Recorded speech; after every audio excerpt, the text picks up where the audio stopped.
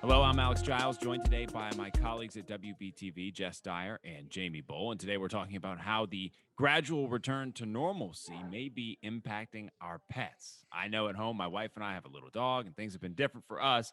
My wife has been working completely remote for the last year, so someone is always home with our dog. And we used to take her to doggy daycare, but now we don't even do that as much because somebody's always home. And Jamie, I know you have a couple of pups Yep. at the Bowl home as well. How has the pandemic changed life for them? They're spoiled rotten now, right? I mean, they're there all day. Someone's there all day. They might get a treat at various times of the day, where before, they would have the house to themselves, kind of just laying around Right. for a good chunk of the day. So now they're spoiled. They're used to, because most of them like having people around, I think, Mhm. So yeah, it'll be a big adjustment if someone wasn't there, certainly. That's been the concern for us too, wondering if once the house is empty again for longer periods during the day, if the pup is going to be impacted by that. And Jess, I think that's the concern that a lot of people have right now.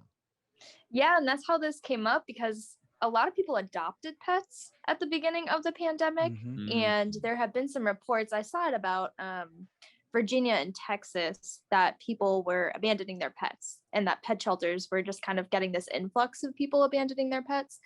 So I reached out to our animal control in Charlotte, Mecklenburg, and I asked them if they were seeing more people abandoning their pets, and they said actually no, but this is a good time to start talking about what to do as you start returning to normal life. And maybe you did adopt a pet, or maybe you've just had a pet at home who's been used to having you home all day.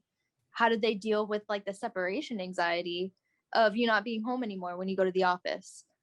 So that's how this actually came up. Yeah, that is a really good point, and it's a good question too, how the pets are going to deal with it. I had a pretty good conversation with a veterinarian from our area, right up in Mooresville, and she talked a lot about how this can impact the pets when they have to go through that separation anxiety. And she actually mentioned that it can lead to some health concerns as well because it actually can impact the immune system. So let's get to that interview. I think it's going to be really informative for a lot of people. Jamie, Jess, thank you guys. Thank you.